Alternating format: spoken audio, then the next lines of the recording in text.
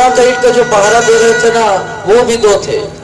वो भी सेम बात सोचने लगते हैं कि हम लोग तो तीन हैं, ईंट तीन है और हम लोग चार हैं, इसको बांटेंगे कैसे। एक काम करते हैं, दोनों जैसे खाना लेके आएंगे ना, वैसे दोनों को बांट देंगे और ये सोने की ईंट को हम लोग 1.5 बांट लेंगे, बराबर आ जाएगा। अब दोनों लोग सोच लिए। अब होता क्या है, जो खाना लेने जा रहे थे 2 डाकू खाने में जहर डाल के ले आते हैं और वो दोनों जैसे आते हैं ना उस जगह में, वैसे जो 2 डाकू और रहते हैं वो क्या करते हैं, पिस्तौल से दोनों को मार देते हैं, वो दोनों मर जाते हैं। और इधर ये दोनों मजे से खाना खाते हैं और दिखा दिखा के बता खा रहे हैं, आप लोग भूखे मर रहे हो, लोग खाओगे क्या, भूखे मर रहे हो खाओगे क्या, दिखा दिखा के बड़े चाव से खा रहे हैं। उनके खाने के बाद वो दोनों डाकू भी बोलते हैं खा लो यही अंतिम खाना है। बोलते हैं ऐसा कैसे अंतिम खाना, बोलते हैं उसमें जहर है।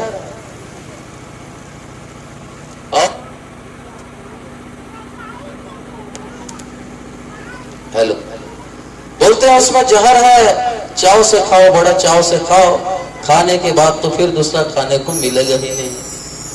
और दोनों डाकू खा लेते हैं, खाने के बाद जहर का असर होता है और दोनों मर जाते हैं और सोने की ईंट धरा का धरा रह जाता है, वहीं का वहीं रह जाता है। कलयुग में सभी मानव केवल पैसे के पीछे ही भागेंगे, पैसा ही सब है, पैसा ही माँ है, पैसा ही बाप है, पैसा ही परिवार है, पैसा ही दुनिया है। पैसा के अलावा कलयुग के मानव को कुछ नहीं दिखेगा। और जितने पैसे सोना चांदी के पीछे भगते हैं उनको माया उतनी सताती है और ऐसे उतने में घूम घूम के रह के वहीं पे मृत्यु को पा लेते हैं, लेकिन कभी हरि भजन को नहीं पाते। ये कलयुग के हैं, सभी मानव केवल पैसे में ही लिप्त रह के वहीं पे समाप्त हो जाते हैं। परीक्षित फिर सुखदेव से पूछने लगते हैं तो मानव को क्या करना चाहिए, कलयुग के मानव को क्या करना चाहिए, और 7 दिन में जिनकी मृत्यु निश्चित हो उनको क्या करना चाहिए। सुखदेव जी बतलाने लगते हैं कि जो प्रश्न आप मेरे से कर रहे हैं यही प्रश्न विदुर जी ने मैत्री मुनि से किया था और मैत्री मुनि ने विदुर को बतलाया था, वो मैं आपको बताता हूं। इधर सुखदेव जी इसी भागवत की कथा को परीक्षित को सुना रहे हैं और इसी कथा को सूत जी सौनक आदि ऋषि को सुना रहे हैं।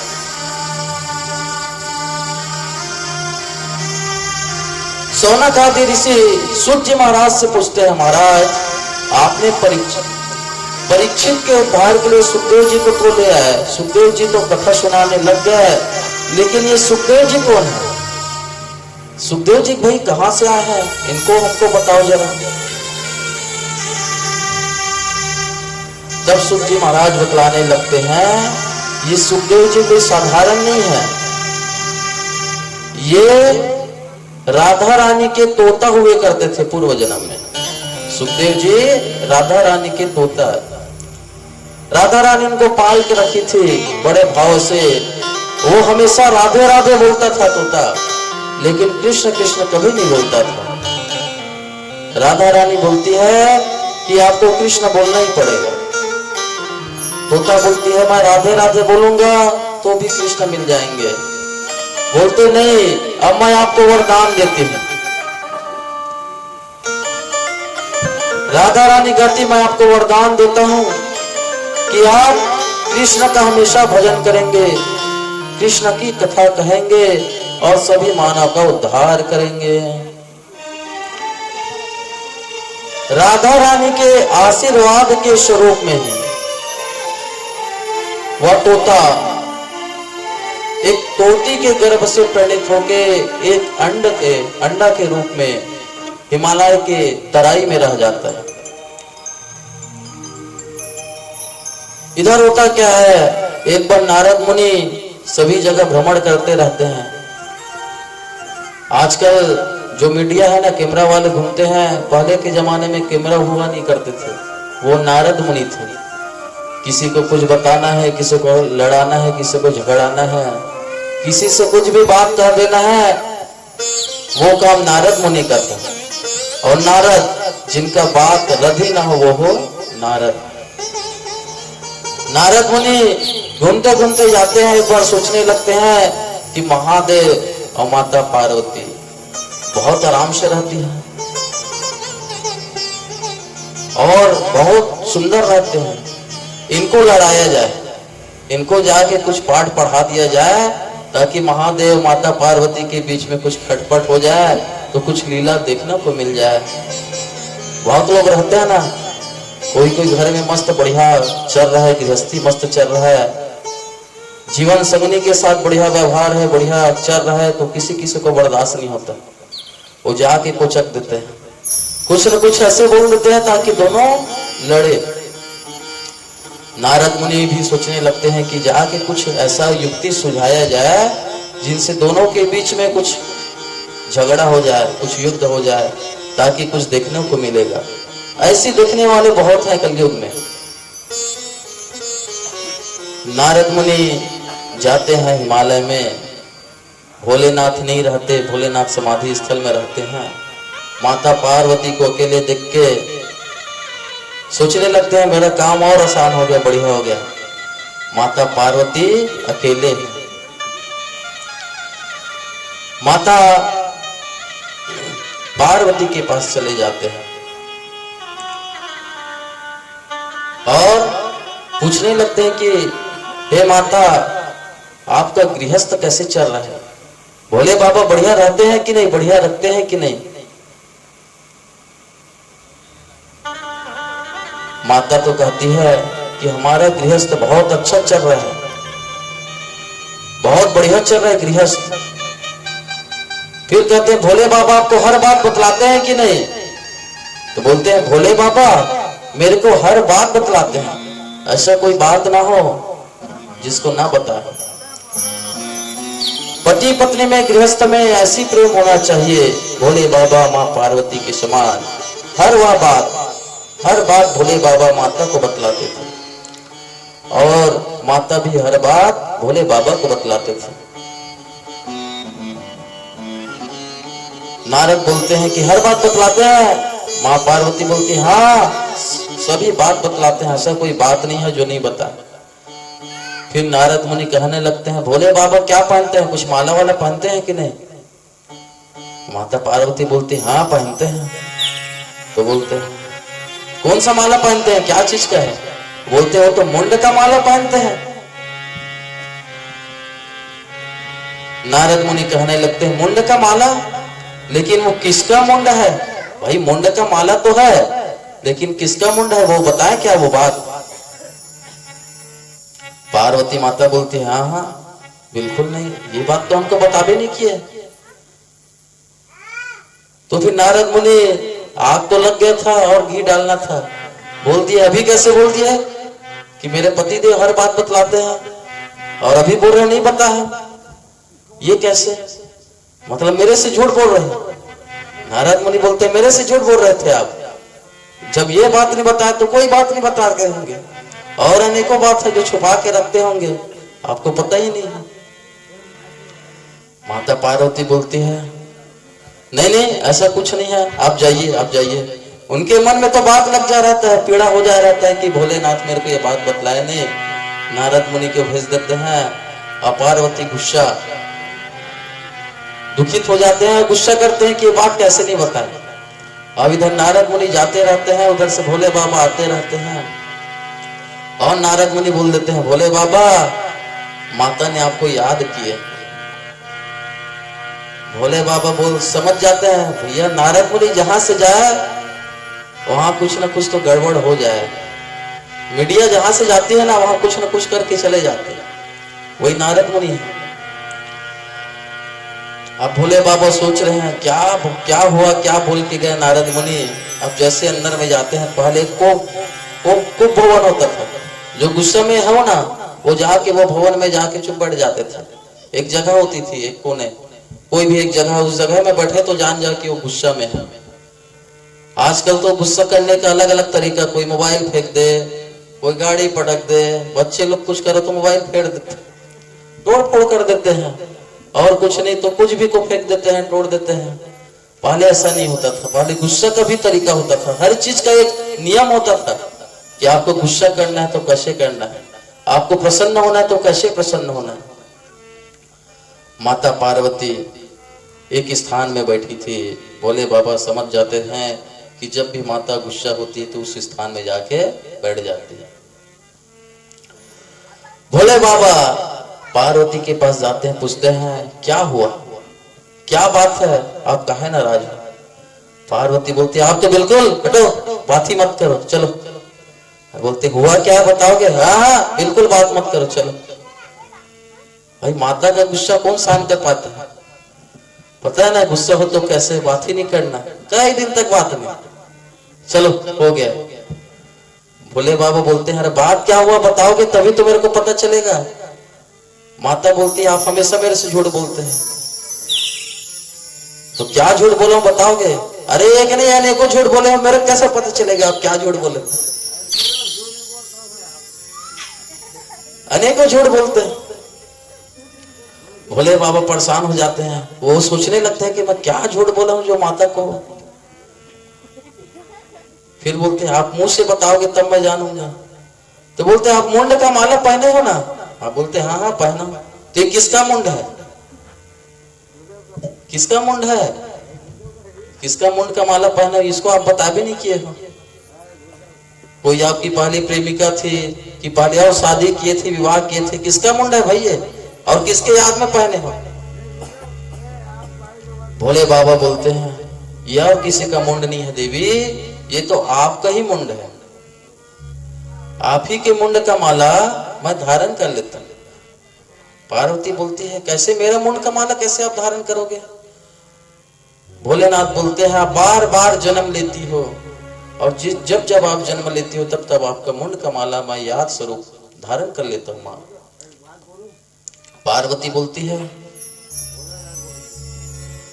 तो आप क्यों नहीं मरते। भाई मैं मर जाती हूं तो आप क्यों नहीं मरते, आपको भी तो मरना चाहिए ना मेरे साथ, जीवन मरण का साथ है तो आपको भी मरना चाहिए। भोले बाबा बोलते हैं देवी मैं अमर कथा सुना, मैं अमर कथा सुना इसलिए मैं मरता नहीं। पार्वती बोलती है तो ये कथा हमको भी सुनाओ, हम भी सुनना चाहते हैं अमर कथा।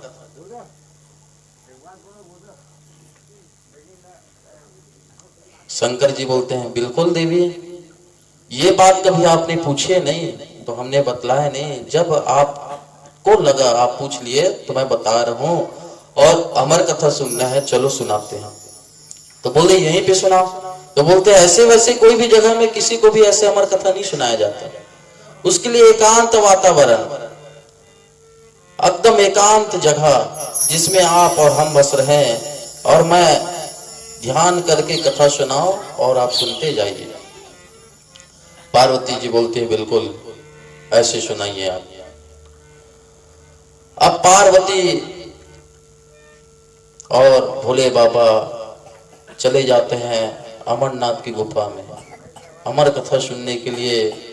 हिमालय की तराई में चले जाते हैं और वहां एकांत में बैठ के पहले दूर में चल के डमरू बजाते हैं, डम डम डम डम जैसे डमरू बजाते हैं, वहां के जितने जीव जंतु पक्षी थे सब वहां से दूर चले जाते हैं, और अपना त्रिशूल भी वहीं पे गड़ा देते हैं कि कोई आए तो आप रोक के रखना।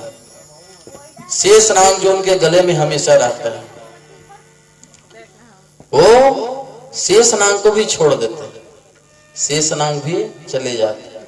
अब केवल माता पार्वती और भगवान भोलेनाथ दोनों ही बसते हैं, और दोनों ही अमर कथा सुनने के लिए हिमालय की तराई में चले जाते हैं, और कथा प्रारंभ होती है।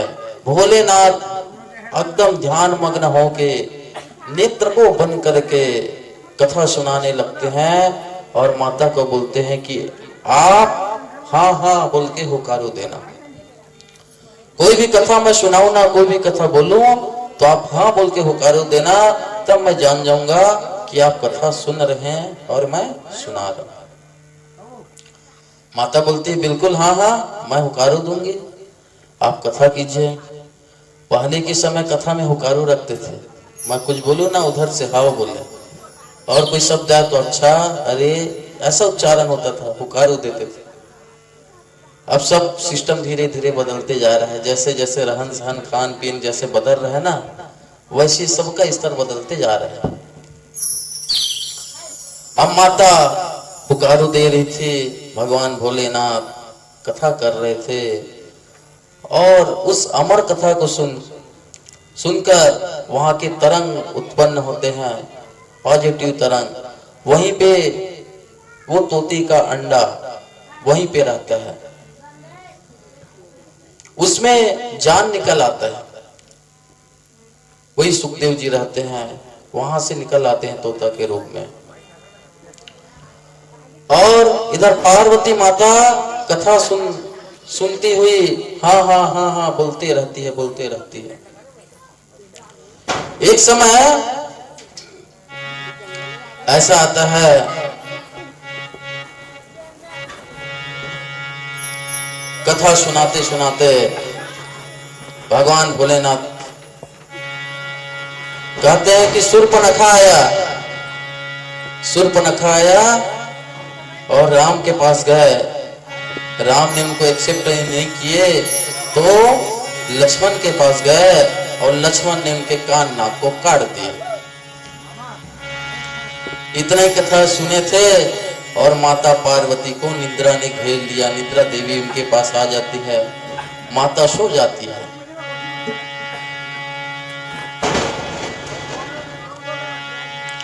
और माता जैसे सो जाती है ना, वैसे भोलेनाथ तो नेत्र बंद करके कथा सुनाने लगते हैं। नेत्र बंद है उनका और ध्यान पूर्वक उनको पूरा दिख रहा है, जो जो कथा सुना रहे वो उनके नेत्र पटल में मस्तिष्क में पूरा दिख रहा होता है।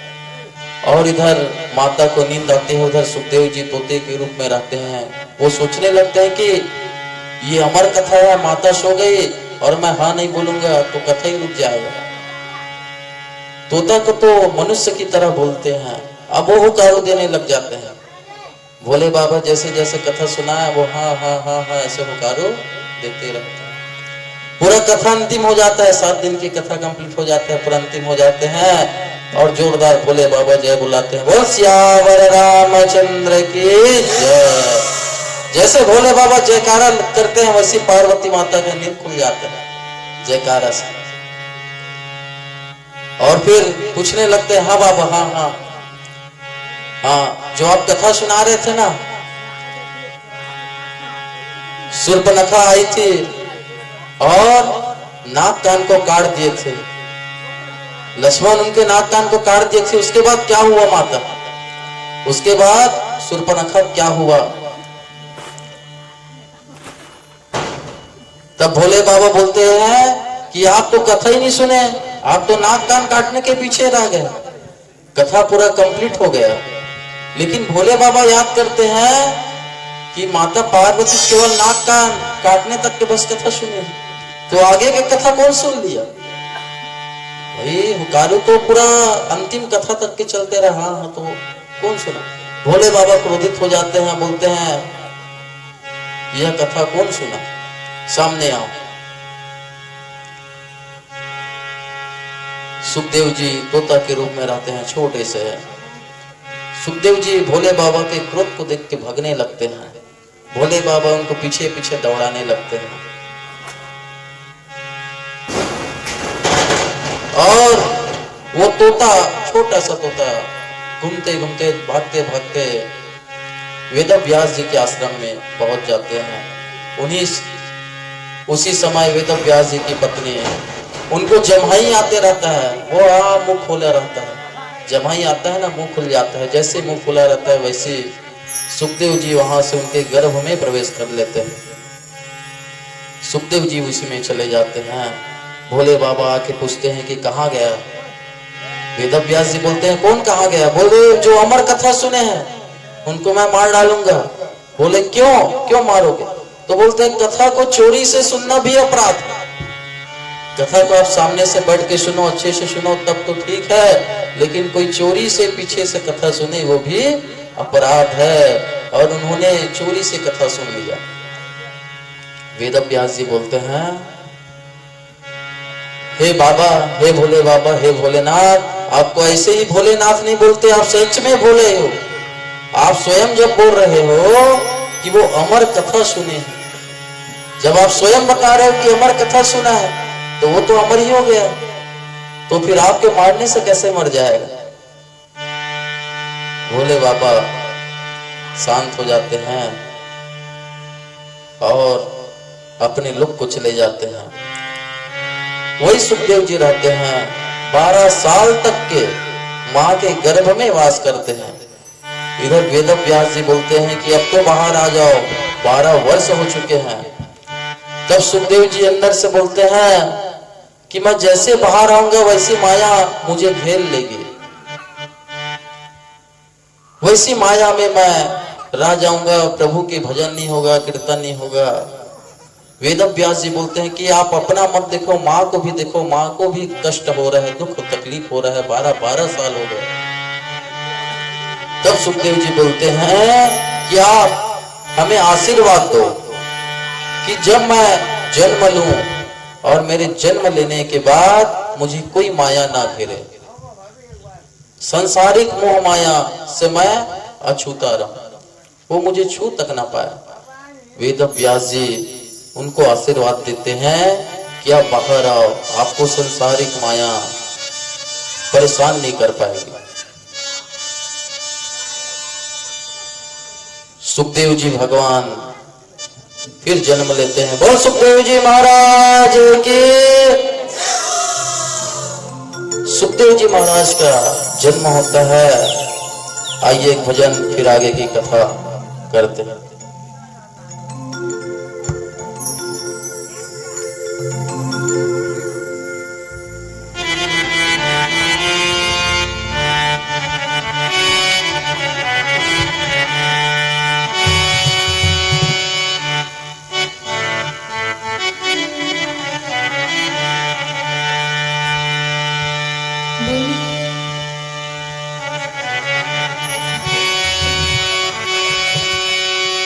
बोले वृंदावन बिहारी लाल की, राधा रानी सरकार की।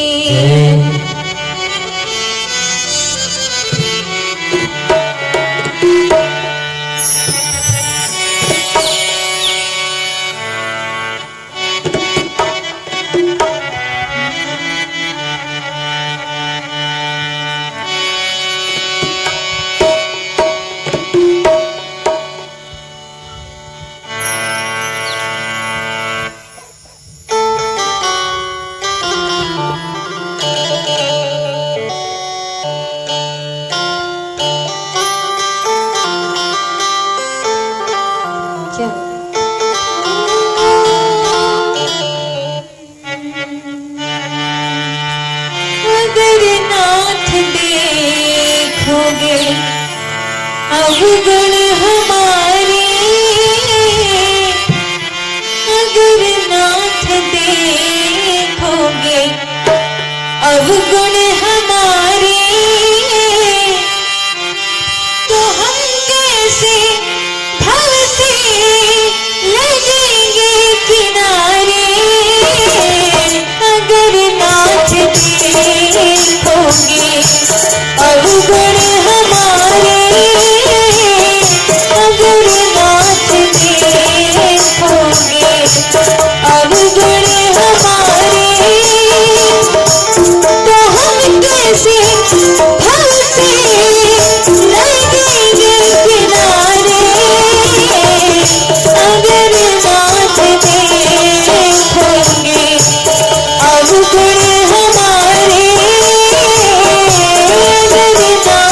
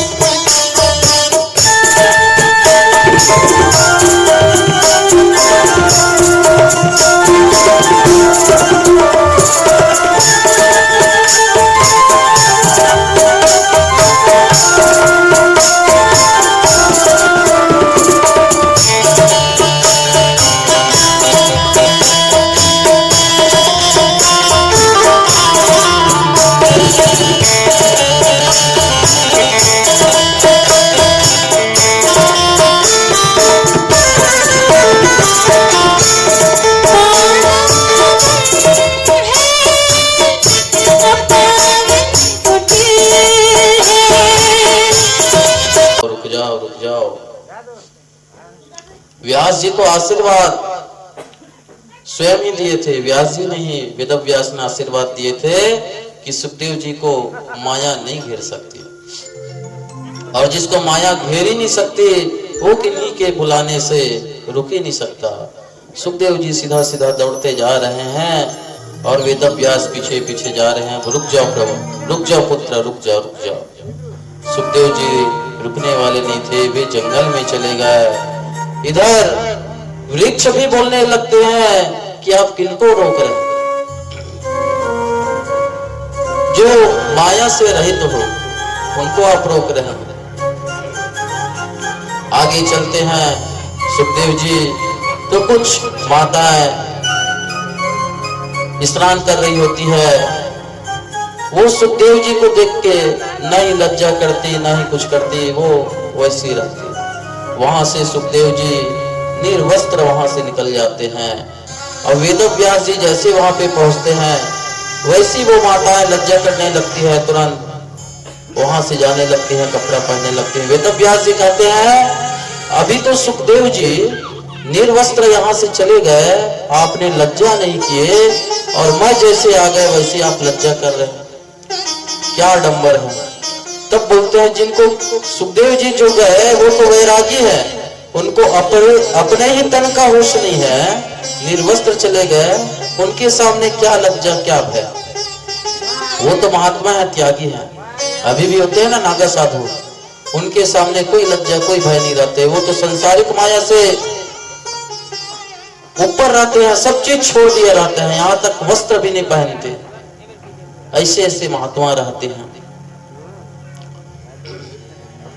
सुखदेव जी जंगल में चले जाते हैं, वे माताएं उनको समझाती है वेद व्यास जी को कि आप उनको रोक काहे रहे, आप ही ने तो आशीर्वाद दिए थे। तब वेद व्यास जी कहते हैं मैं इसलिए रुकवा रहा था ताकि मैं उनको भागवत की कथा बतला सकूं, सत्कर्म सिखा सकूं, ताकि वो जाके आगे सत्कर्म करें। अब व्यास जी आ जाते हैं, अब व्यास जी आके चिंता तोड़ बैठे रहते हैं, और उन्होंने पूरा वेदों की रचना करते हैं, 4 वेद। 4 वेद के बाद 5वां वेद का भी रचना करते हैं, वो महाभारत होता है। उसके बाद 17 पुराण का पूरा रचना कर डालते हैं। 17 पुराण के रचना के बाद भी इनको संतुष्टि नहीं मिलता, वो बैठे रहते हैं, चिंता आतुर बैठे रहते हैं। उसी समय नारद मुनि आते हैं। नारद मुनि वेद व्यास जी को चिंता आतुर देख के पूछने लगते हैं, हे व्यास जी आप इतना चिंतन में क्यों बैठे? तब वेद व्यास जी कहते हैं कि मैंने 17 पुराण और यहाँ तक 5 वेद लिख डाला, 4 वेद और 1 उपवेद, 5 वेद की रचना कर डाली, पर भी मुझे संतुष्टि नहीं है। तब नारद जी बोलते हैं कि आप श्रीमद् भागवत की रचना करो। जितने वेद शास्त्र हैं सब वृक्ष है, विशाल वृक्ष है, सबकी शाखा तनाए जड़ है, लेकिन श्रीमद् भागवत उस वृक्ष का पका हुआ फल है। तो आप श्रीमद् भागवत की रचना कीजिए। नारद मुनि जैसे वेदव्यास जी को बतलाते हैं, वेदव्यास जी कहते हैं कि मैं कैसे रचना करूं, तो नारद मुनि कहते हैं कि मुझे चतुश्लोकी भागवत के रूप में प्राप्त हुआ है ब्रह्मा जी से। बोलते हैं ब्रह्मा जी को कैसे प्राप्त हुआ, तो बोलते हैं नारायण ने स्वयं ब्रह्मा जी को बतलाया और ब्रह्मा जी ने मुझे बतलाया, वही मैं आपको बतला रहा हूं। और वो चतुश्लोकी भागवत को जो 4 श्लोक में था, उनको सुन के व्यास जी ने 18,000 श्लोक लिख डाले और श्रीमद् भागवत की रचना कर डाले। और श्रीमद् भागवत महापुराण की व्यास जी ने भागवत की रचना तो कर डाले, लेकिन वो सोच रहे हैं कि इनको दूं किनको, इनके अधिकारी कौन है, किनको सुनाऊं। तब उनके मन में चिंतन आता है कि जो भी संपत्ति है उसका उत्तराधिकारी तो उनका पुत्र ही रहता है ना। भाई आपके पास जितना भी संपत्ति धन दौलत है उसका अधिकारी कौन रहेगा, आसपास अड़ोस पड़ोस तो नहीं रहेंगे, घर ही के रहेंगे।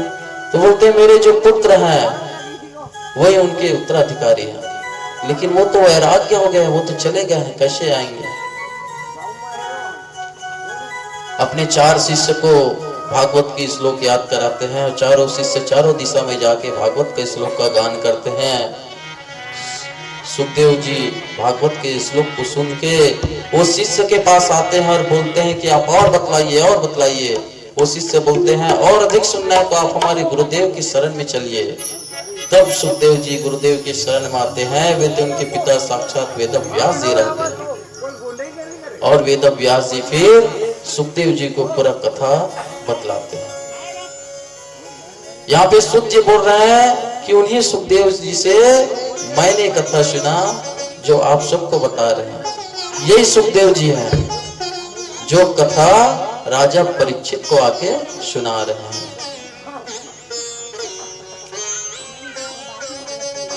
परीक्षित पूछने लगते हैं कि हे महाराज, 7 दिन में यदि कोई मरने वाला हो,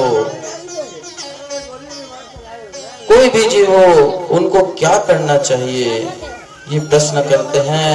सुखदेव जी कहते हैं इसी प्रश्न को विदुर जी ने मैत्री से पूछा था और मैत्री बता रहे थे।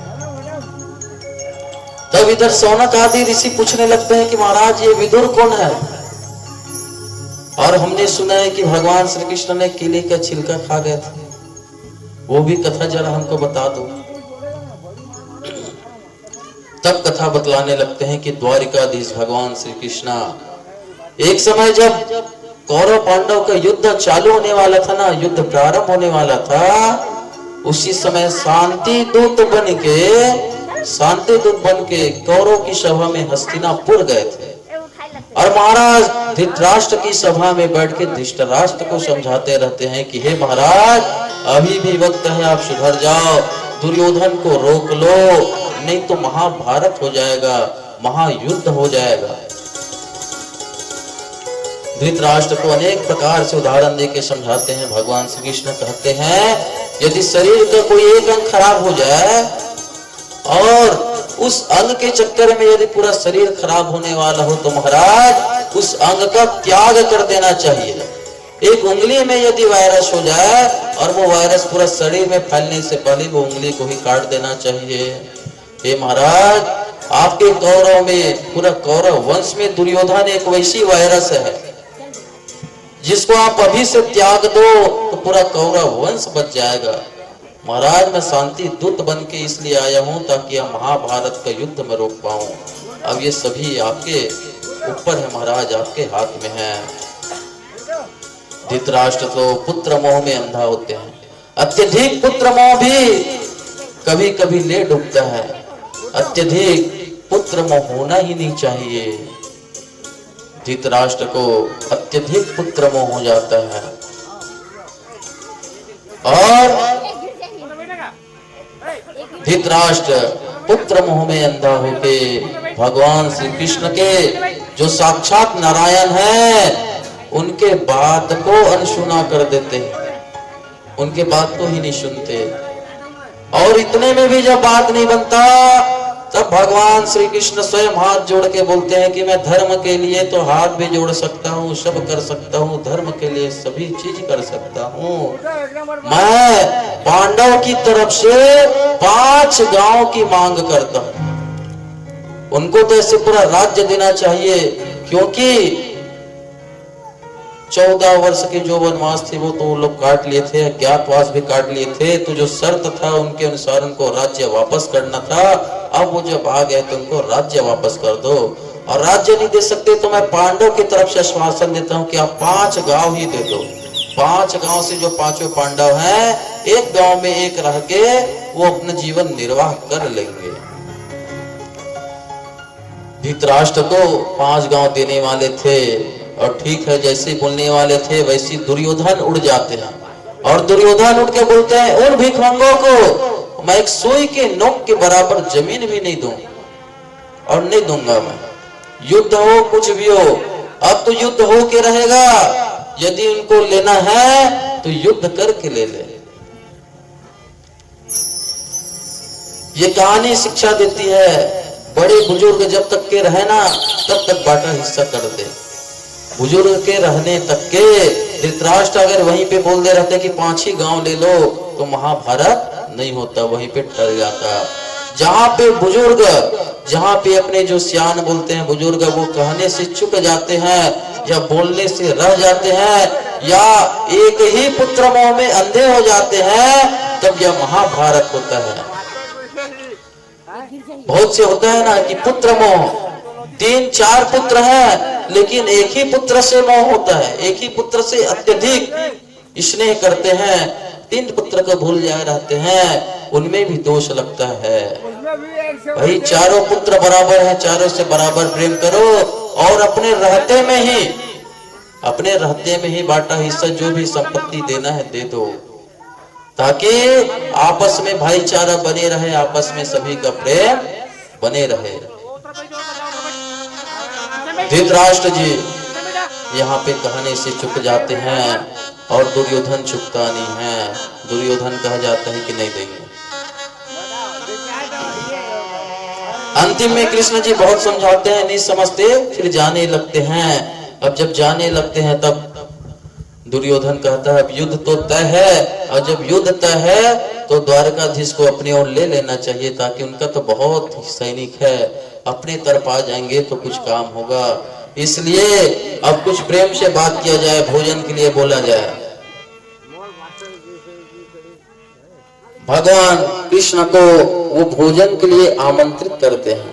दुर्योधन बोलते हैं कि चलो राजसी खाना, हमारे राजसी खाना एक साथ हम भोजन करेंगे, भोजन के लिए मैं आपको निमंत्रण देता हूँ।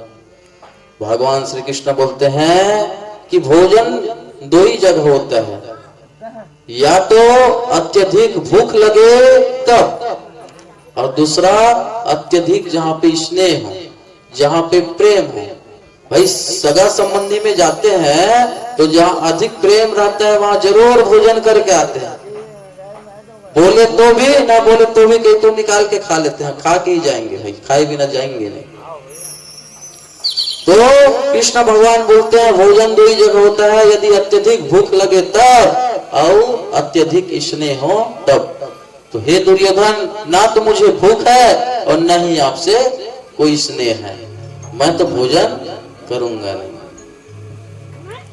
दुर्योधन को गुस्सा आ जाता है, बोलते हैं मेरा बात तो काट दिए। बहुत लोग होते हैं ना कि मेरा बात तो काट दिए, मतलब उससे बैर हो जाते हैं, बहुत दुश्मनी हो जाते हैं। दुर्योधन गुस्से में आ जाता है, बोलते हैं हे सिपाहियों पकड़ लो इनको, ये ग्वाला है, हमारे बात को काट रहे हैं, भोजन का आमंत्रण स्वीकार नहीं कर रहे हैं।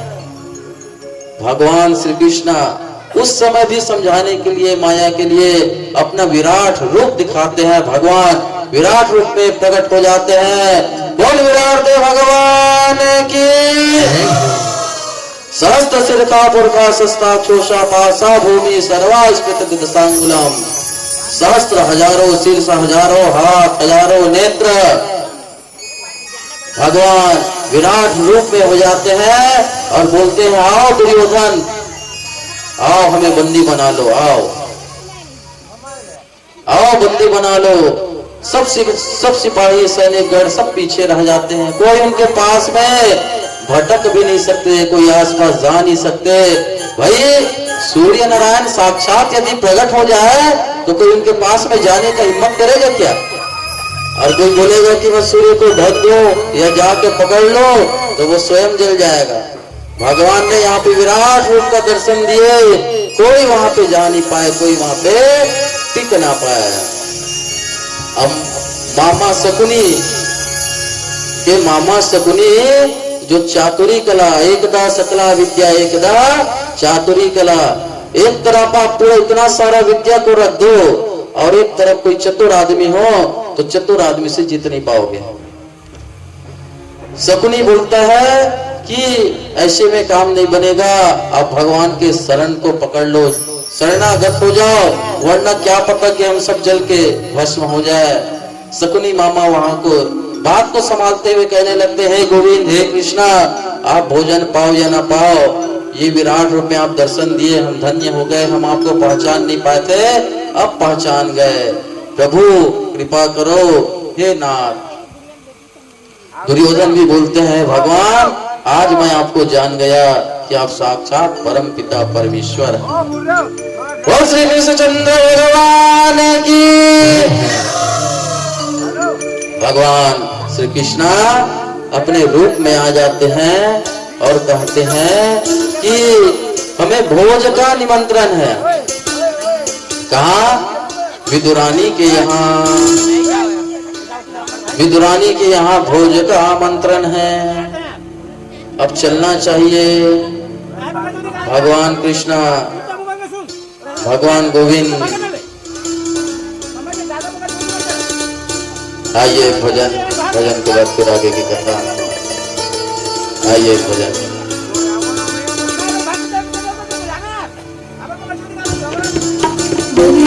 बिहारी लाल की, राधा रानी सरकार की।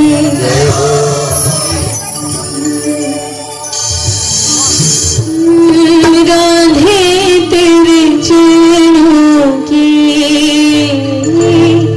श्यामा तेरे चरणों की,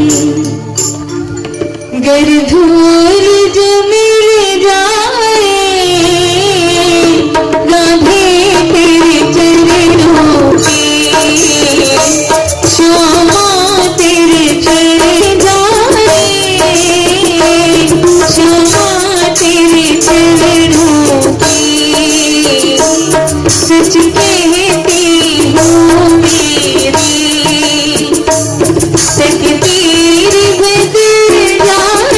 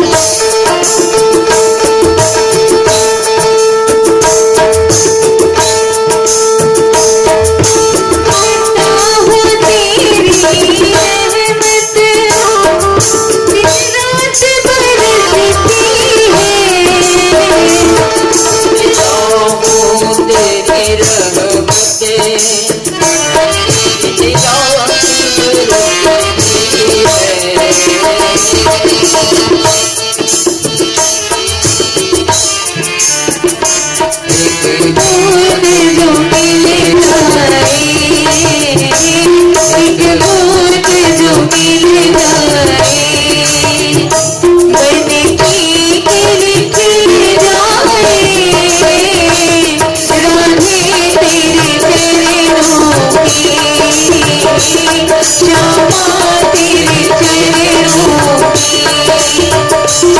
फिर दूर जो मिल जाए श्यामा तेरे चरणों की श्यामा तेरे चरणों की फिर दूर जो मिल जाए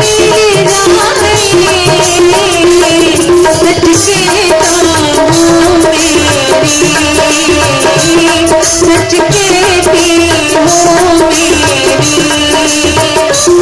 कहती हूँ मेरी तकदीर बदल जाए तेरे चरणों की श्यामा तेरे चरणों की राधे तेरे चरणों की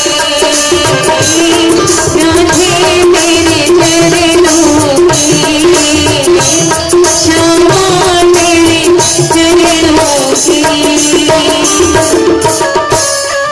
बोली राधा रानी सरकार की जय, बांके बिहारी लाल की।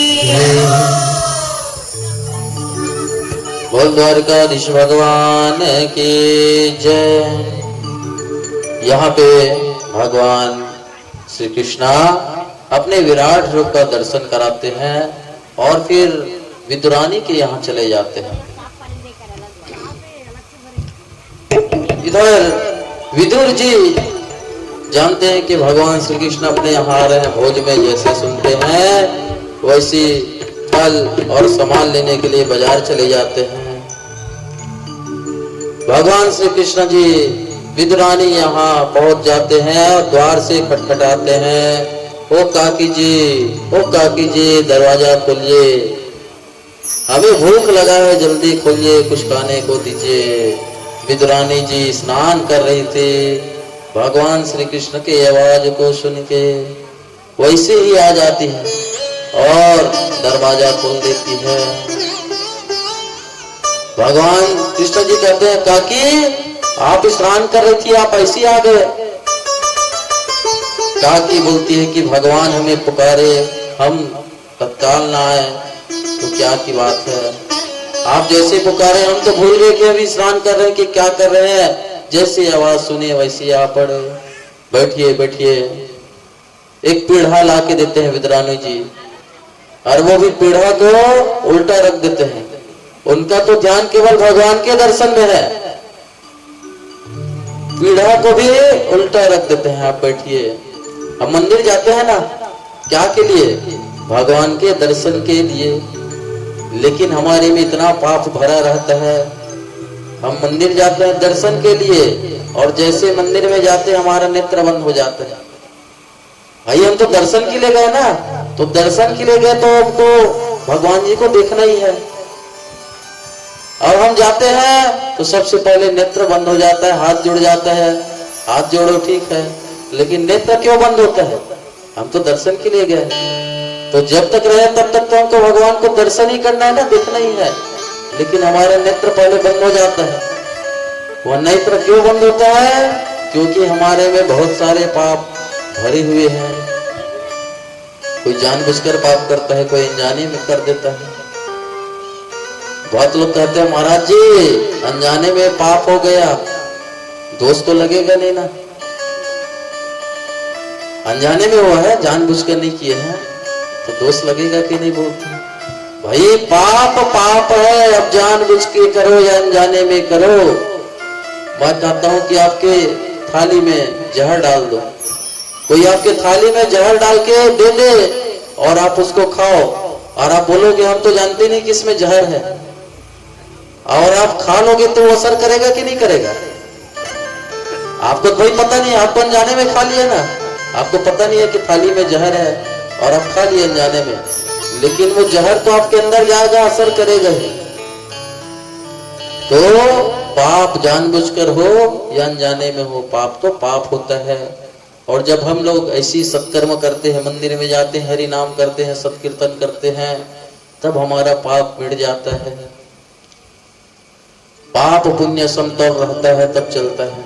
यदि पुण्य पुण्य अधिक हो जाए, पुण्य पुण्य अधिक हो जाए तो भी जल्दी भगवान बुला लेते हैं,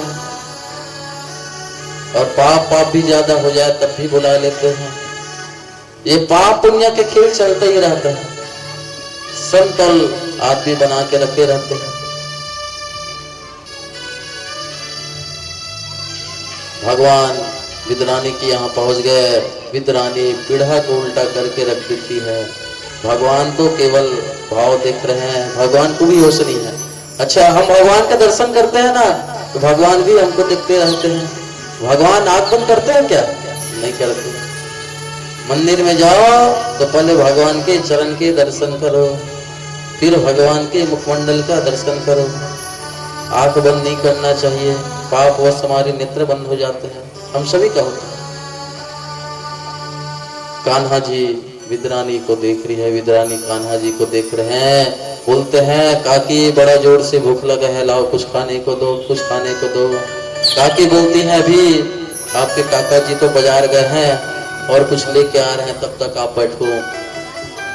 कृष्ण जी बोलते हैं, नहीं मुझे अत्यधिक भूख लगा है, कुछ तो दो। तब विद्रानी देखती है कि केला है, आप केला ही खाओ। भगवान को केला भी प्रिय है।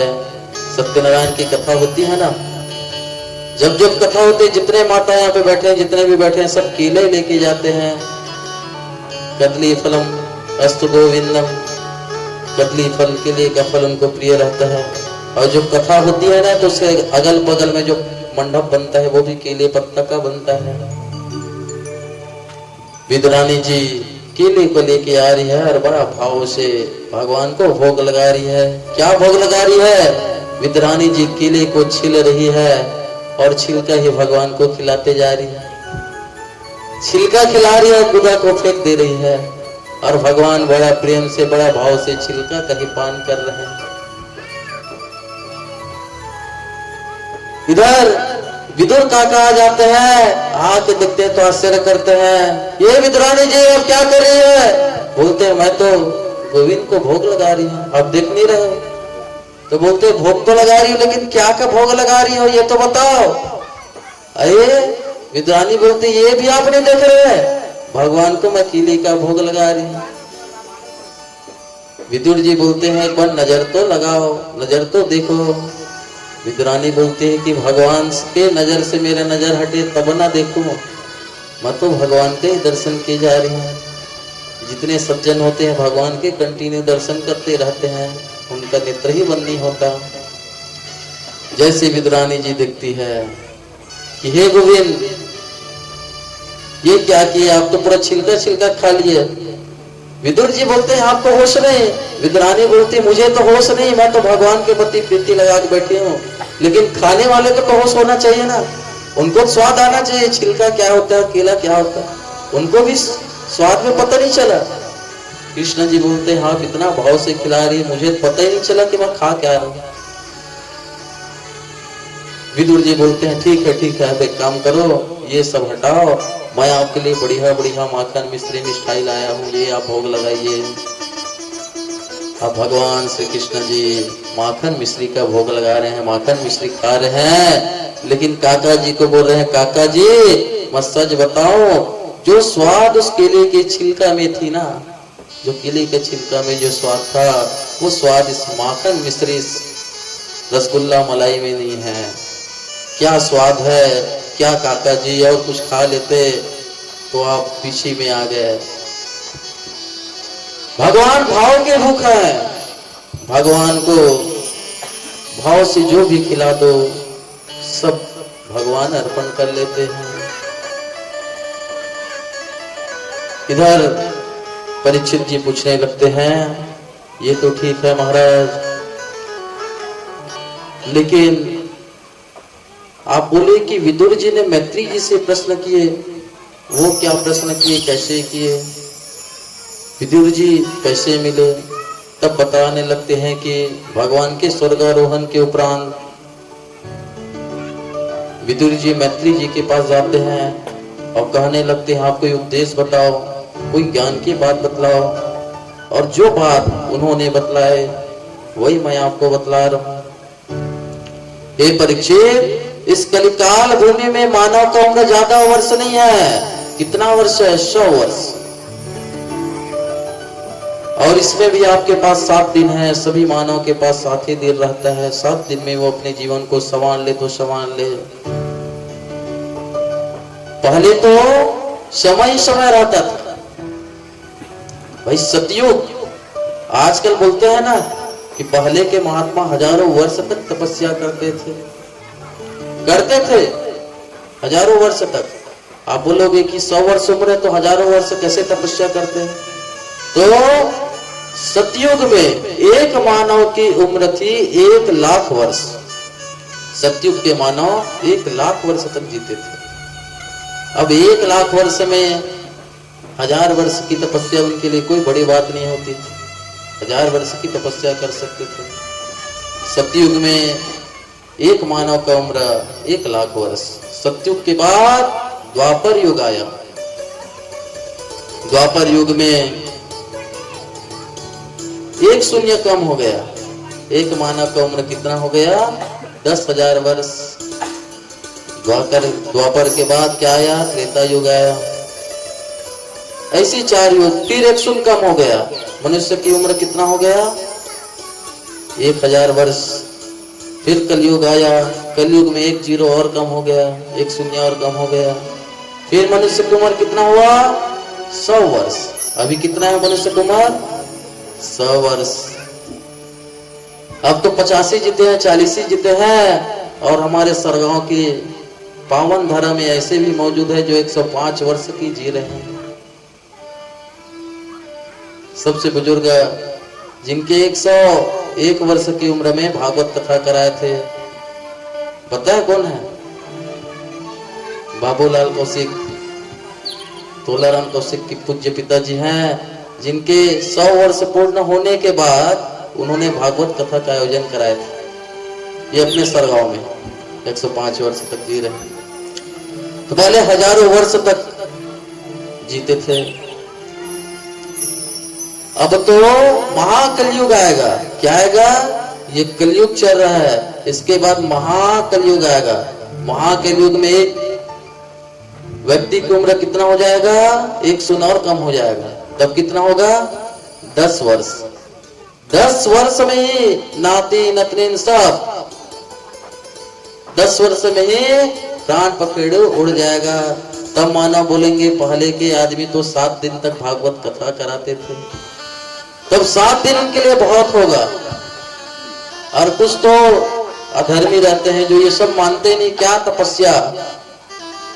तपस्या होती है, क्या होता है, क्या भक्ति होती है, जो नहीं मानते मैं उनको बतलाना चाहता हूँ। तपस्या देखना है तो छत्तीसगढ़ में ही रायगढ़ में कोशम नारा सत्यनारायण बाबा जी है।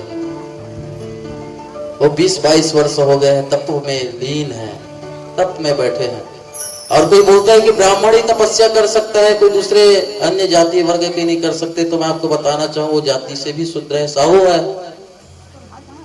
कोई भी जाति के हो, कोई भी धर्म के हो, सब मानव एक ही है। वो तप में बैठे हैं।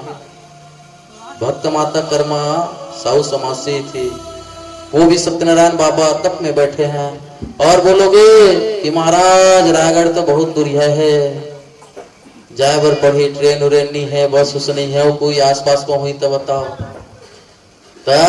ये मलार है, मलार में बैटरी गांव है, वहां तो बाबा जी बैठे हैं। अब ये मलार है, मलार में एक बैटरी गांव है, वहां माता जी बैठे। वो भी छोटे से कन्या, छोटे से उम्र से बैठे हो, 13-14 साल हो गए, वो भी तप में ही बैठे। अब नहीं उतना दुनिया नहीं जान महाराज, अब पास में बताओ तो आप हम सब जिन बैठे हैं सब तप में बैठे हैं, सब एक दूसरे न देख लो भाई। साधारण थोड़ी है। भागवत के अर्थ ही क्या है? भ से भक्ति, ग से ज्ञान, व से वैराग्य, त से त्याग। आप सब जो बैठे हो सब में भक्ति है।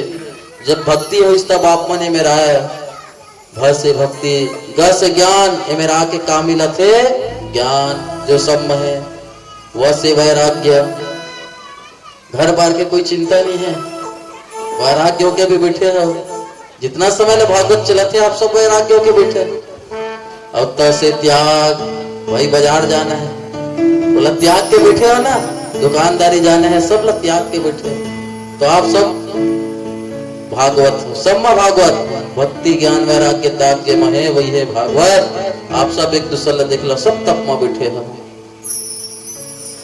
और वैसे सबसे पहली सतयुग में 4 अक्षर के राक्षस रही से, कई अक्षर के 4। ओकर नाम रही से हिरण्याक्ष। ओकर आज वध हुई, हिरण्याक्ष के कथा आगे आई। ओकर भगवान वाराह अवतार लेके वध करी। सतयुग के बाद त्रेता युग आई, ओमा 3 अक्षर के राक्षस रही से। ओकर का नाम रही पता है? त्रेता युग में रावण, जेकर अभी दहन करे सब कोई। रावण प्रकांड विद्वान, प्रकांड पंडित रही से। शिव तांडव स्तोत्र रावण ही करे रही से, बहुत प्रकांड विद्वान। लेकिन आज सब कोई होकर पुतला दहन करते, रावण ला दहन करते। उधर एक गलती की वजह से ही रावण के दहन होते, विद्वान रही से। और ये भी नहीं, वो जानबूझ के राम सो बैर करीस। आगे तो राम के भी प्रसंग आए, जानबूझ के बैर करीस का के सती, यदि मैं बस राम से बैर कर तो मैं बस तर जहां, और मैं जब पूरा परिवार के साथ राम जी से दुश्मनी ले तो मेरा पूरा कुल परिवार तर जी, राम के हाथ से मर के मेरा पूरा परिवार तर जी ऊपर से राम सो दुश्मनी ले से। लेकिन एक गलती वो का करी से, जब सीता हरण में गई तब वो साधु के वेश बना के गई। समाज ला साधु, समाज ला कलंकित करे, साधु के वेश बना के जो सीता हरण में गई, ओकर सती आज तक रावण दहन होते। रावण दहन के पहले पूजा पाठ होते। हमारे पार्षद महोदय जी भी आगे बैठे, पूछा राम कुमार कौशिक जी, रावण दहन से पहले ओकर बढ़िया भव्य पूजा पाठ के बाद बढ़िया रावण की परिक्रमा, राम लखन जी बन के जाते, रावण के परिक्रमा करते। ओकर बाद रावण के दहन होते। काबर वो भगवा के वेश में माता सीता के हरण करी, साधु के वेश में असाधु रही ओकर से। तो त्रेता युग में 3 अक्षर के राक्षस रही से, ओकर नाम रही से रावण। जैसे द्वापर युग आए वैसे 2 अक्षर के राक्षस हो गए। 2 अक्षर के राक्षस कौन है जी, जाना था? वो है कंस। कंस मामा बोलते। 2 अक्षर के राक्षस वो है कंस। और जैसे कलयुग ऐसे ना, वो कलयुग में 1 अक्षर के राक्षस है, केवल 1 अक्षर के। वो कौन है? मैं। अब मैं मतलब मैं नो है ना, 1 अक्षर के राक्षस मैं। अब सब मोला देखा था। तो मैं के मतलब जहां पे अभिमान हो, इस मैं ऐसे करता हूं, मैं ऐसे करता हूं, जो करे तो मैं करे, सब काम मैं करता हूं, मोर अलावा कुछ नहीं हो सका है। ये जहां पे बात है वही राक्षस है, और वही कलयुग के राक्षस है, जहां अहम आते अहंकार जहां पे आए वही कलयुग के राक्षस है। परीक्षित जी पूछे लगते कि बोला 7 दिन में सर्प के काटे जाने से मोर मृत्यु हो जी महाराज, कोई तो उपचार बतलाओ। तब बतलाया लगते कि अष्टांग नियम करो, योग करो, ध्यान करो, प्राणायाम करो और भगवत चरण में आ जाओ, भगवान की शरण में आ जाओ। यदि भगवान की शरण में नहीं आ सकते तो मन को बदल दो, कर्म ही करो, कर्म करते रहो और हरि कीर्तन करते रहो। तो ये परीक्षित, आप भगवान के शरण में आ जाओ और अपना मन को लगा लो, और मन को लगा के भगवान के ही चरण अनुरागी हो जाओ, और 7 दिन तक के भगवान की चरण सेवा करते रहो, जिनसे आपका मन भी लगा रहेगा और आप इस सब कर्म बंधन से मुक्त होके अंत में भगवान के धाम को भी चले जाओगे। और ऐसे मन नहीं लगता तो भगवान से आप प्रेम कर लो, कोई संबंध बना लो, कोई पुत्र का संबंध बना लो, कोई पिता का संबंध बना लो, कोई भाई का संबंध बना लो, कोई सखा का संबंध बना लो। आप भगवान से बात नहीं कर रहे हैं, सखा से बात कर रहे हैं। लड्डू गोपाल को अपना ही गोपाल बना लो, इस भाव से लड्डू गोपाल का सेवा करो कि मैं अपने लल्ला की सेवा कर रहा हूं। जैसे अपने लल्ला को स्नान कराते हैं वैसे लड्डू गोपाल का स्नान कराओ, ध्यान करो, पूजा पाठ करो, तो आपको मुक्ति मिल जाएगी। कोई भी संबंध बना लो। सुखदेव जी मुनि कहने लगते हैं, हे परीक्षित, विदुर जी जाके मैत्री से पूछते हैं कि भगवान अजन्मा है, भगवान अजन्मा है तो जन्म क्यों लेते हैं? जन्म लेते हैं फिर बार बार राक्षस को मार देते हैं, और भगवान ने सृष्टि बनाई क्यों? और बनाई तो एक समान क्यों नहीं बनाए? फूल में कांटे दे दिए, और भगवान ही राक्षस बनाते हैं, भगवान ही फिर जन्म लेते हैं, फिर भगवान मार देते हैं। ऐसा क्यों करते हैं? ये सृष्टि कहां से आया? सुखदेव जी सृष्टि वर्णन बड़ी अपने ढंग से करने लगते हैं। आइए एक भजन, फिर सृष्टि वर्णन की ओर चलते हैं।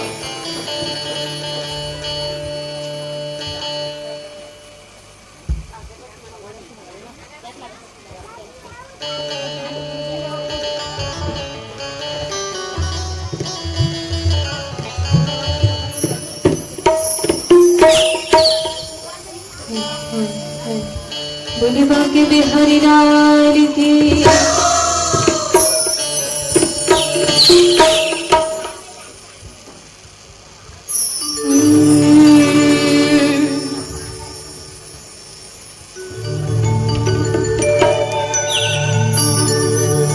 कि तेरी मंद मंद मुस्कानियों पे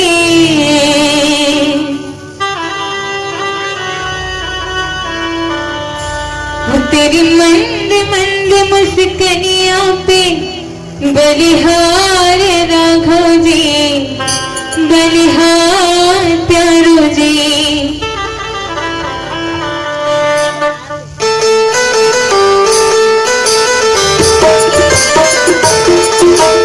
सभी लोग एक साथ जय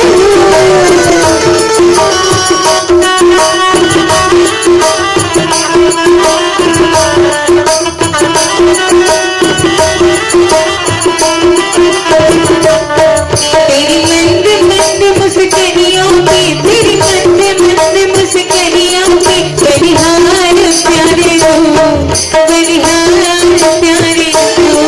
तेरी मंद मंद मुस्कानियों पे, तेरी मंद मंद मुस्कानियों पे बलिहार प्यारे हो, बलिहार प्यारे हो।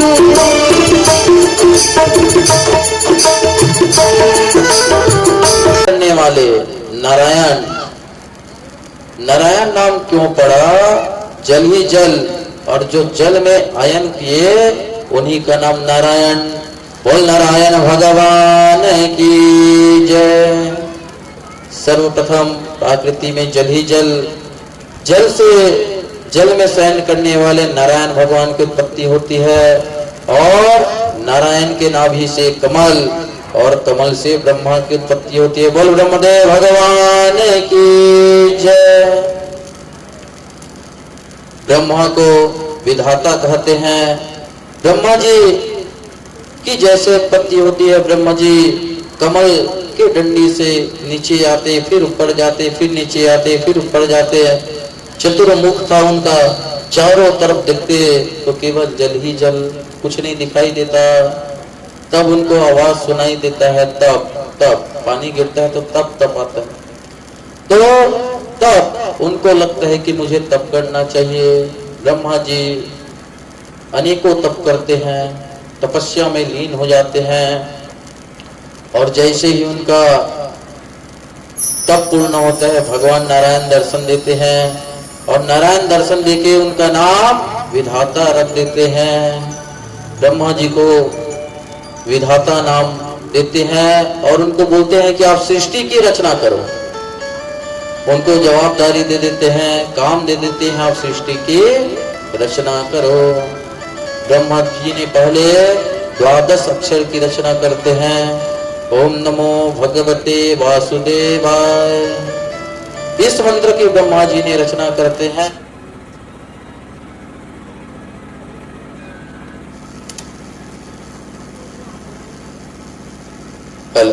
और निरंतर ब्रह्मदेव इस मंत्र का जप करते रहते हैं। और सृष्टि की रचना के लिए पहले सनत कुमार सनत सनंदन सनातन सनत कुमार इनको प्रकट करते हैं और इनको बोलते हैं कि आप जाओ और आप सृष्टि की रचना करो। ये सनत नंदन सनत कुमार ब्रह्मा जी को बोलते हैं, पिताश्री आपने हमें जन्म दे दिया लेकिन हम सृष्टि के मोहजाल में नहीं फंसेंगे। ब्रह्मा जी बोलते हैं कि आप बड़े होगे, वृद्ध हो जाओगे, मर जाओगे, उससे अच्छा सृष्टि की रचना करो। सनातन कुमार बोलते हैं कि हम बड़े होंगे, न वृद्ध होंगे, न मरेंगे, हम केवल 7 साल के बालक ही रहेंगे। और वो निरंतर हरि कीर्तन करते रहे और हरि कीर्तन के प्रभाव से वो 7 साल के बालक ही हैं। अभी तक 7 साल के ही बालक हैं। हमेशा सनत सनंदन सनातन सनत कुमार 7 साल के बालक ही हैं। वे तैयार नहीं हुए, फिर सप्त ऋषि की रचना किए। सप्त ऋषि को बोले कि जाओ आप सृष्टि की उत्पत्ति करो। सप्त ऋषि भी बोल दे, भैया हमें इस चक्कर में नहीं पड़ना है, सृष्टि बड़ा खतरा है, माया जाल में फंस जाएंगे, फिर निकलने का माया जाल में जो फंस गया, माया जाल में फिर निकलने का कोई तरीका ही नहीं है, तो हम माया जाल में नहीं फंसना है, हम तो संत हरि कीर्तन में रहेंगे। अब ब्रह्मा जी को क्रोध आता है कि मैंने सृष्टि की रचना के लिए जिन्हें उत्पन्न किया, कभी कभी क्रोध आता है ना, ये कि जो काम करना चाहो वो काम नहीं होता तो क्रोध आता है। और जिस काम के लिए जिनको नियुक्त करो, जवाबदारी दो और वो काम करने से मना कर दे, बहुत आशा रहता है और आशा तोड़ दे, गुस्सा तो आता है। ऐसी ब्रह्मदेव को गुस्सा आता है, उनका दोनों भाव जुड़ जाता है, गुस्से में भाव जुड़ जाता है। अत्यधिक क्रोध हो तब, थोड़ा मोड़ा क्रोध में नहीं होता, अत्यधिक क्रोध हो तो भाव जुड़ जाता है। किसी को पहचानना है ना कितना ज्यादा क्रोध है, यहाँ से पहचाना जाता है। जैसे उनका भाव जुड़ता है उससे रुद्र भगवान की उत्पत्ति होती है। बोल रुद्रदेव भगवान के, भगवान भोलेनाथ रुद्रदेव की उत्पत्ति होती है।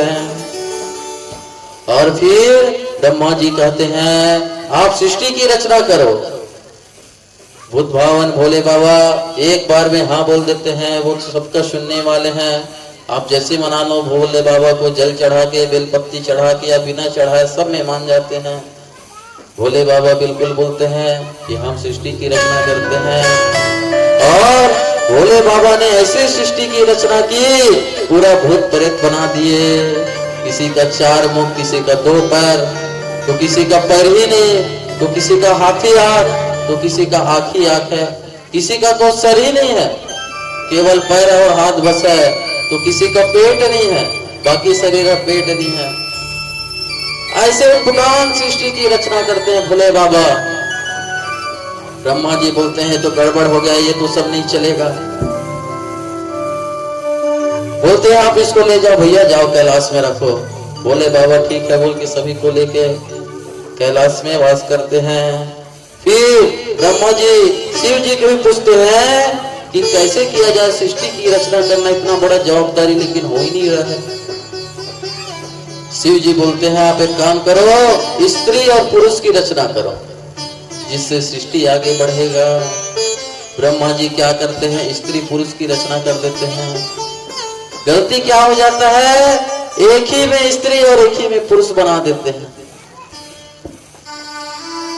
ये भी भगवान के ही रूप हैं, स्त्री पुरुष एक ही में बन जाते हैं, जिसको हम लोग किन्नर बोलते हैं। भोले बाबा बोलते हैं अरे तो फिर गड़बड़ कर दिए, ऐसे में सृष्टि कहाँ चलेगा। विधाता जी स्त्री अलग कीजिए और पुरुष अलग कीजिए, अलग अलग दोनों शक्ति हैं और दोनों से ही सृष्टि चलता है। ये शक्ति बिना सृष्टि चलता ही नहीं। फिर ब्रह्मा जी ने दाएं हाथ से मनु महाराज को उत्पन्न किए, बोल मनु महाराज की, और बाएं हाथ से शत्रुपा देवी को उत्पन्न किए, बोल शत्रुपा देवी की। और मनु शत्रुपा प्रकट हुए और इसी से सृष्टि आगे बढ़ती है। हम सभी मनु शत्रुपा के ही वंशज हैं, उन्हीं के ही संतान हैं।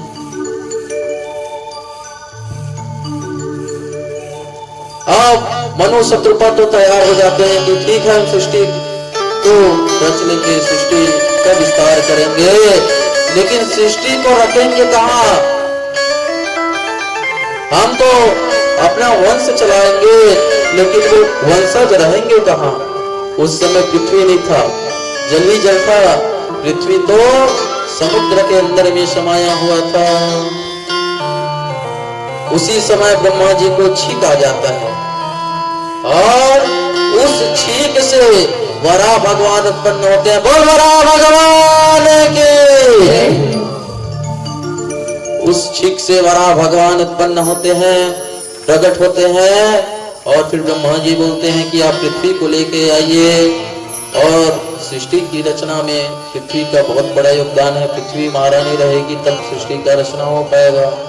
वराह भगवान समुद्र के अंदर जाते हैं और समुद्र के अंदर जाके पृथ्वी माता को लेके आते रहते हैं। उस समय हिरण्याक्ष, बोला ना सत्युग में 4 अक्षर का राक्षस था, पहले बताया ना, हिरण्याक्ष का आज वध होना है। हिरण्याक्ष पृथ्वी को पकड़ के बैठा था, बोला मेरे से युद्ध किए बिना तो इसको ले जाने नहीं दूंगा, आपको मेरा ऐसे युद्ध करना पड़ेगा। भगवान वराह जी हिरण्यकश्यप से युद्ध करते हैं, हिरण्याक्ष से युद्ध करते हैं और हिरण्याक्ष को मार के पृथ्वी को लाते हैं। बोल वराह भगवान की, बोल पृथ्वी महारानी की। फिर मनु शत्रुपा सृष्टि की रचना के लिए तैयार होकर आगे बढ़ते हैं और मनु शत्रुपा का 2 लड़का होता है, एक का नाम प्रियव्रत और एक का नाम उत्तानपाद, और 3 लड़की होती है, आकृति, देहुति और प्रस्तुति। प्रस्तुति 3 लड़की होती है, इन्हीं से पूरा पृथ्वी चलता है। परीक्षित जी पूछने लगते हैं इनका विवाह कहाँ कहाँ हुआ महाराज, किनसे हुआ, क्या हुआ, सब आप विस्तार से बतलाइए। तब सुखदेव जी बतलाने लगते हैं कि एक समय की बात है, कर्दम ऋषि जो ब्रह्मा जी के संतान हैं, वे अपने समाधि स्थल में बैठे थे, समाधि स्थल में बैठे थे और तप में लीन थे। जैसे उनका तप खुलता है उसी समय क्या देखते हैं, पक्षी, 2 पक्षी सुंदर घोंसला में रह के जीवन यापन करते रहती हैं, एक दूसरे को खेलते रहती हैं, एक दूसरे से प्रेम लुटाते रहती है। उसी समय कर्दम ऋषि को काम की भावना जग जाती है कि ये पक्षी होके इतना बढ़िया, इतना सुंदर रह रहे हैं और हम तो जीवन ही व्यर्थ कर दिए। हम तो ना कोई संतान की उत्पत्ति कर पाए, ना सांसारिक जीवन को देख पाए। हमें सांसारिक जीवन को देखना चाहिए था। ये कामना बड़े बड़े संत महात्मा, यहाँ तक देवताओं को नहीं छोड़ती, तो हम तो मानव हैं। और जैसी दृष्टि वैसी सृष्टि, जैसे हम देखते हैं वैसी हमारी मन में कल्पना होती है, कामना होती है। कर्दम ऋषि को देख के कामना हो जाता है। कर्दम ऋषि पहले तो कुछ भी चाहिए रहता है ना, तो ऐसे जाके मंग ले, लड़ ले, झगड़ ले, ऐसा नहीं होता। उनको तप करना होता है, तपस्या के बल में ही हर कुछ प्राप्त होता है। कर्दम ऋषि तप में बैठ जाते हैं और 40 वर्ष तक तपस्या करते हैं। अंतिम में भगवान प्रकट होते हैं और भगवान प्रकट होके बोलते हैं, हे ऋषिवर आपको क्या वर चाहिए बतलाइए। भगवान तो जानते रहते हैं कि इनको विवाह करना है, लेकिन कर्दम ऋषि शर्माते हैं। अरे भैया विवाह का मामला मैं बोलूं कैसे? आजकल तो ऐसे हो गए हैं कि लड़के स्वयं से माता पिता से बोल देते हैं कि मुझे विवाह करना है, आप विवाह करा दो, और नहीं कराओगे तो मैं ढूंढ के भी रख लिया। पहले तो सोचना होता था विवाह के लिए, बोले कैसे, संकोच करते थे। परम पिता परमेश्वर साक्षात खड़े हैं, कर्दम ऋषि बोले कैसे विवाह के लिए? बोलते हैं भगवान आप तो सब जानते हैं। तो बोले वर तो बताओ क्या चाहिए? नहीं भगवान आप सब जानते हैं। अंतिम में बोल ही नहीं पाते। गर्दम ऋषि बोलते हैं मुझे आपके जैसे संतान चाहिए, आपके जैसे संतान होने का वर दीजिए, ताकि विवाह के बाद ही तो संतान होगा। भगवान तो जानते थे। भगवान बोलते हैं मेरे समान संतान तो हो ही नहीं सकता, तो मैं ही आपके संतान के रूप में जन्म लूंगा। भगवान यहाँ पे उनको वर दे देते हैं कि मैं ही आपके संतान के रूप में जन्म लूंगा। और अभी आपका विवाह मैं तय करके आया हूं। मनु शत्रुपा की जो बेटी है ना देवहूति, उनसे आपका विवाह तय करके आया हूं। देवहूति के साथ उनका सुंदर विवाह हो जाता है और महात्मा विवाह तो जाके करते हैं, बारात जाते हैं ना विवाह के लिए, और बारात जाके फिर उधर से लाते हैं। पहले तो विवाह के लिए जाए तो कन्या को पता नहीं रहता था कि वर कैसा है। आजकल तो मोबाइल का जमाना है, पहले से बातचीत चालू हो जाता है, सामने सामना देख लिए, अच्छी लगे तब करे। भाई कुछ तो ऐसा होता है सब चीज फाइनल होने के बाद फिर बातचीत में गड़बड़ हो जाए, पहले ही लड़ाई झगड़ा हो गया, भाई के गया कहीं सब। पहले ऐसा कुछ नहीं होता था। पहले तो पिताजी कन्या को जो बोल दिए कि आपको इनसे विवाह करना है तो करना ही पड़ता था।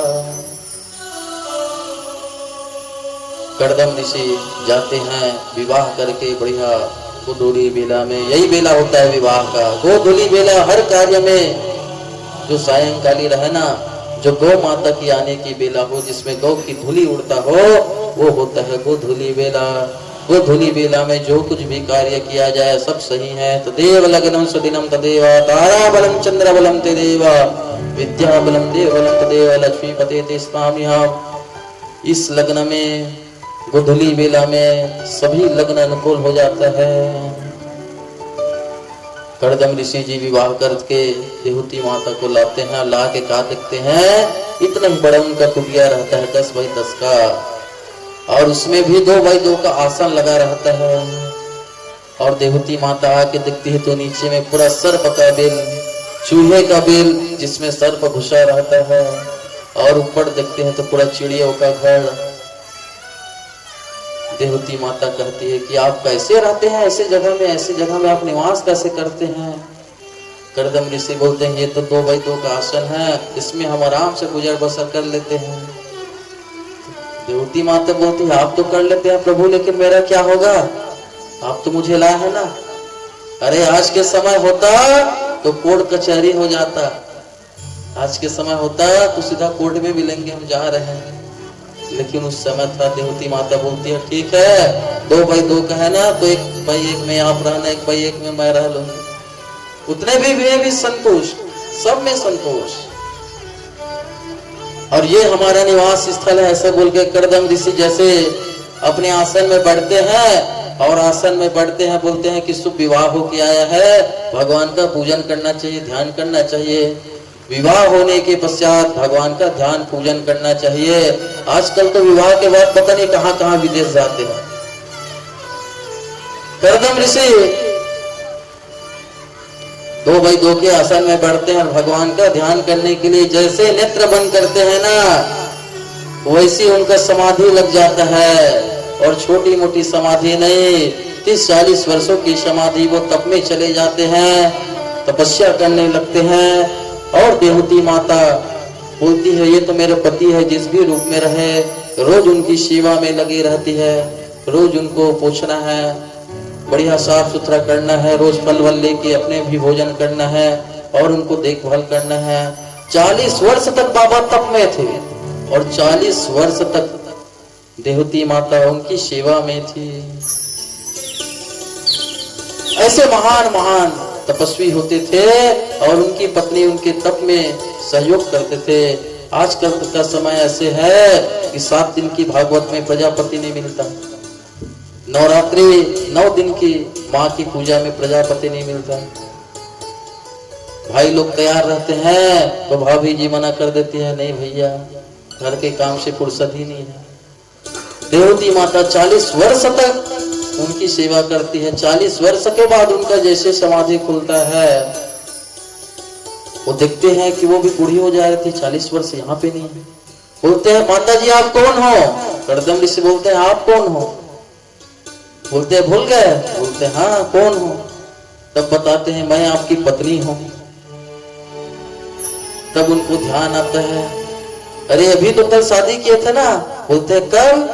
तो 40 वर्ष हो गए प्रभु जी, आप तो आते ही समाधि में बैठ गए, तो आप अपने मायके नहीं गई? बोलते हमारे यहाँ मायके से ससुराल डोली में आते हैं और अर्थी में ही जाते हैं, उससे पहले नहीं जाते। अभी के समय तो जा जाके बढ़ जाते हैं, लेकिन पहले ऐसे नहीं होता था। और पति पहले मर जाए तो हम सती होंगे बोल के उसके साथ में अग्नि में ही प्राण त्याग देते थे। कर्दम ऋषि बोलते हैं बहुत बड़ा अपराध हो गया हे देवी, अपने योग माया से, अपने शक्ति से पहले तो योग साधना में और मंत्र शक्ति में बड़ा सा बड़ा कार्य कल्पना मात्र से हो जाते थे। मन में एक कल्पना होती कि एक महल बन जाए तो महल बन जाता था। कर्दम ऋषि बोलते हैं बढ़िया एक सुंदर सरोवर बन जाए, मन में तुरंत सरोवर बन जाता है। बोलते हैं 9 मंजिला इमारत बन जाए, सरोवर के बीचों बीच 9 मंजिला इमारत होता है और उसमें सारी सुख सुविधा हो जाए, सारी सुख सुविधा हो जाते हैं और मैं भी युवा अवस्था हो जाऊं। कर्दम ऋषि भी युवा बन जाते हैं। देवती माता को भी बोलते हैं ये भी युवा हो जाए, वो भी युवा हो जाते हैं और उस 9 मंजिला इमारत में सुख शांति से बढ़िया से जीवन व्यतीत करते हैं। बहुत समय तक वो गृहस्थ में पालन करते हैं, गृहस्थ का पालन करते हुए 9 कन्या का उनसे जन्म होता है और अंतिम में फिर उनको फिर बोध होता है कि मैं तो संसारिक माया से नहीं निकल पाऊं। 50 के बाद 51 साल होता है ना, 51, 52, 53 बताने लग जाता है। 50 के बाद 51 हुआ तो वन चले जाइए। 50 तक जितना गृहस्थी में रहना है, जितना कमाना धमाना जो भी करना है सब कीजिए। अब 51, 52, 53 हुआ तो वन में चले जाइए। अब कल तो वन भी नहीं है, मतलब प्रभु के ध्यान में आप घर ही में रहिए, लेकिन प्रभु के ध्यान लगाइए। कपिल जी बोलते हैं अब 51 हो गया, वन चलना चाहिए। देवती माता को बोलते हैं कि अब जो पुत्र होगा वो भगवान के ही अवतार होंगे, जो आपके गर्भ में जो भी है वो भगवान के अवतार होंगे, क्योंकि भगवान ने वचन दिए थे 9 कन्या के बाद में स्वयं आएंगे। 9 कन्या हो गया, भगवान जी का अवतार होना है। मैं भगवान के ही दर्शन में जा रहा हूँ, आप इस पुत्र को अच्छे से रखेंगे। ये बोल के कर्दम मुनि चले जाते हैं। तब में इधर देवती माता की जैसे 10वां महीना में होता है उससे कपिल देव भगवान की जन्म होता है। बोल कपिल देव भगवान के। एक भजन फिर आगे की कथा लेते हैं।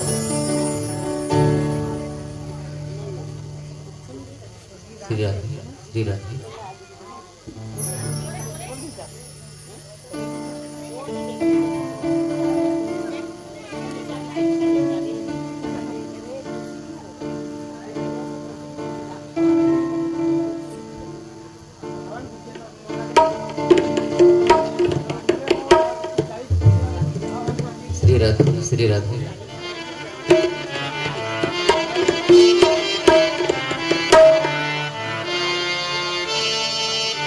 राह निहारत थक गई,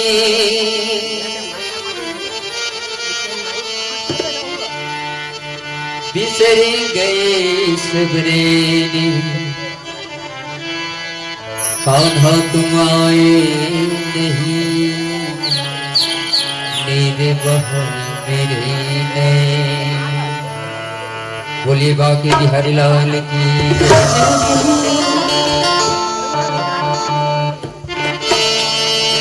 ओ प्यारी राधे पियकियों के तारे,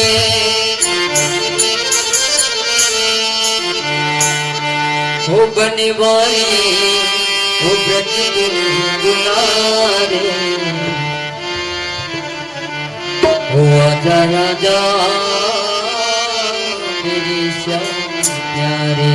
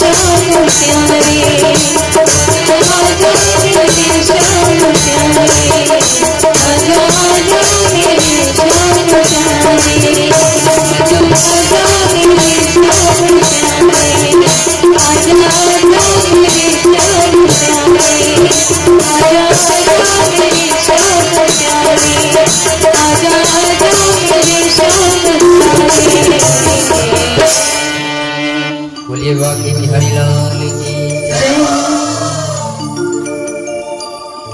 बोल श्री कृष्ण चंद्र भगवान की जय। कपिल देव जी का प्राकट्य होता है और 5 वर्ष तक माता देवती उनकी बढ़िया सेवा सत्कार सब करती है। जैसे 5 वर्ष होता है ना, वैसे उनको याद आता है कि मेरे पूज्य पतिदेव कड़दम ऋषि द्वारा कहा गया था कि जो हमारे जो पुत्र हैं वो भगवान के रूप में स्वयं अवतार होंगे। माता देवती अब बढ़िया एक चौक पुर के एक पीढ़ा रख के बढ़िया आसन बिछा के कपिल देव भगवान को बैठाते हैं और कपिल देव भगवान को बैठा के उनके शरणागत हो जाते हैं, दंडवत प्रणाम करते हैं। कपिल देव जी महाराज कहते हैं कि हे माता, मैं आपका ही पुत्र हूँ, आप मेरे कैसे दंडवत हो रहे हैं, कैसे प्रणाम कर रहे हैं। माता देवती बोलती है कि मेरे पति देव का आदेश है, आपके पूज्य पिताजी के आदेश है कि आप स्वयं भगवान हो और भगवान के रूप में आपकी सेवा करना है। और मैं तो माता के समान आपको 5 वर्ष तक के लालन पालन की। अब मुझे भी ज्ञान की आवश्यकता है, आप मेरे मार्गदर्शन कीजिए। आप स्वयं परम पिता परमेश्वर है, मुझे आपकी अनुभूति है और आप हमें कुछ बतलाइए। कपिल देव जी कहते हैं कि हे माता, आप यदि निवेदन ही कर रही है, कुछ नहीं चाह रही है, तो बतलाइए कि मैं आपको क्या बतला सकता हूँ। यहाँ पे कपिल देव की संवाद चालू होता है, प्रारंभ होता है। माता देवती कपिल से पूछने लगती है, कपिल भगवान से पूछने लगती है कि हम लोग गृहस्थ में रह के बहुत अशांत हो जाते हैं। गृह कालम नाना जंजालम, यहाँ नाना प्रकार के जंजाल रहते हैं।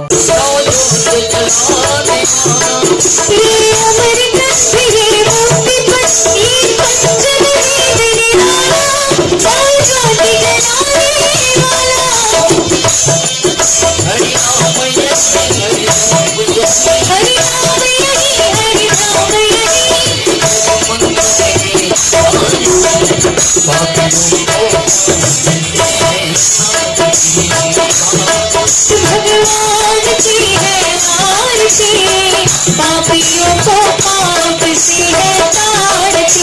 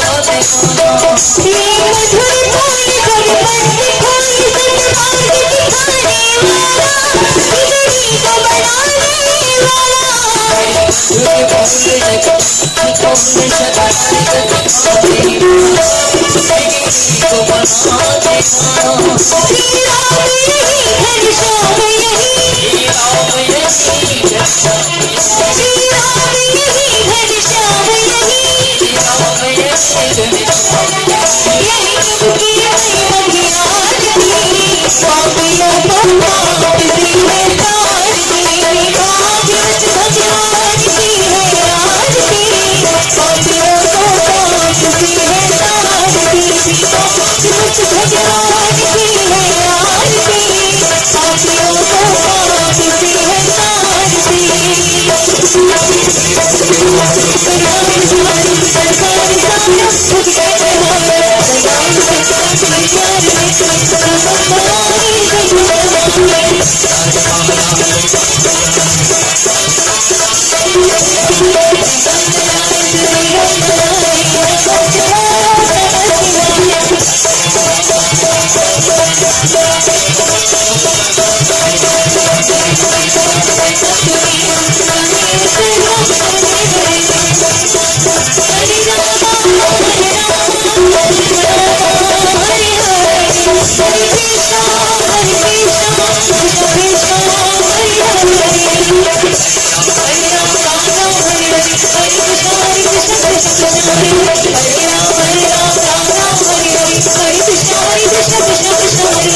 तारती